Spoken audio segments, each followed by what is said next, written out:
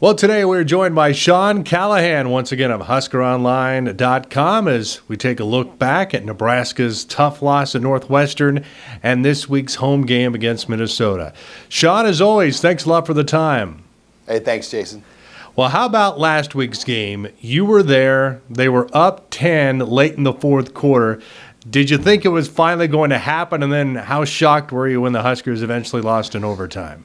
Yeah, it was tough because for 55 minutes, they played their best football all season. They ran the ball. They stopped the run. They were getting 3 and outs on defense. They were doing everything that you needed to do to win a game on the road against a team like Northwestern. But for whatever reason, this team couldn't finish on Saturday. And, Scott Frost, I think, played it fairly conservative in the fourth quarter, thinking that he had this game locked up, and that came back to bite him at the end. Maybe he should have went for that 4th and 1.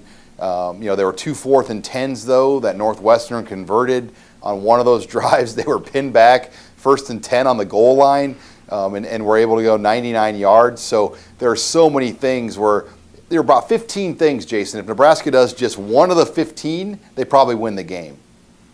And unfortunately, losing teams and losing cultures, that's what happens to them.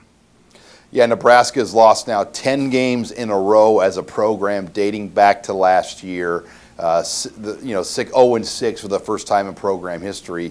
It's become pretty tough. I mean, you look at just what Nebraska football has been now going back to last year and now. I mean, they've won 4 football games over their last 18 games. They're 4-18, Jayson, over their last 2 seasons. And if you go back to the previous year, you can go back to the bowl game against Tennessee and the Iowa game.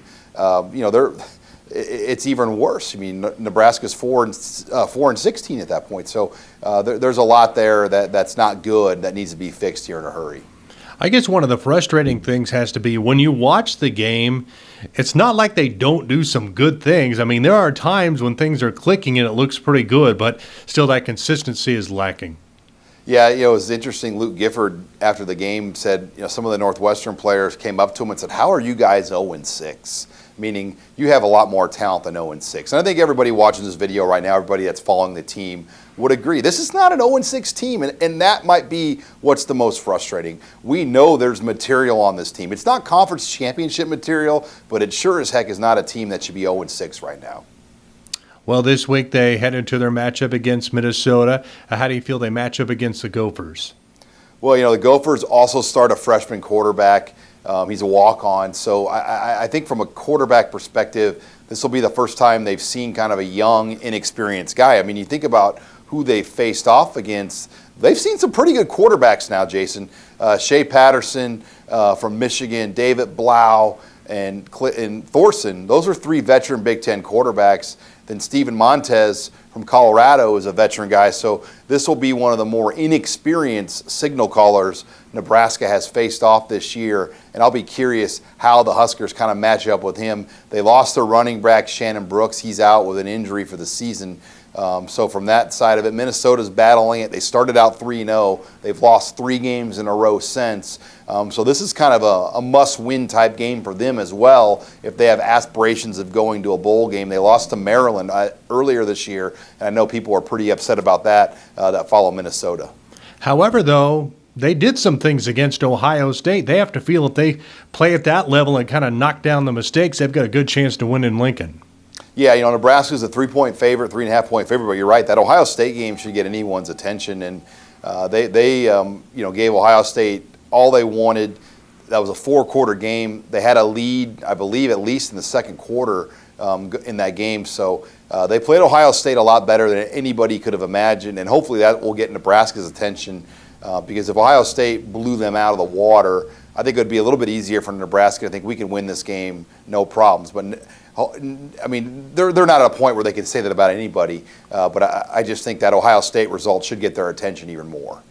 How's recruiting going? How's this 0-6 start affecting things there? Well, they're kind of deadlocked on their numbers. They haven't gotten a new commit in a while, but they've been on the road, Jayson, 3 out of the 4 last weekend, so they just haven't had any visitors in town because of the amount of road games they've had. they're going to be home now for the next 5 weekends. So you will see a lot of visitors in town. They're going to have 3 in this weekend, probably not any for Bethune-Cookman, but the Michigan State game and the Illinois games, those should be opportunities as well for Nebraska to host some potential recruiting visitors. I would think Coach Frost could say, yes, the team's been losing, but he also maybe could promise some playing time to some recruits.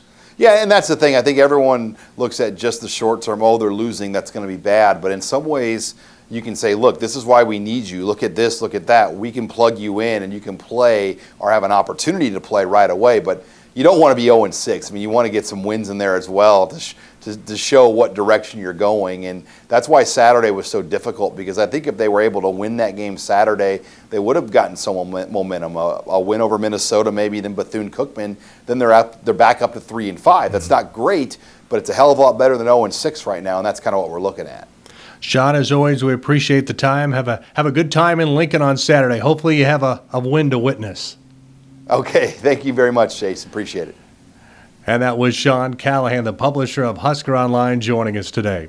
I'm Jayson Jorgensen.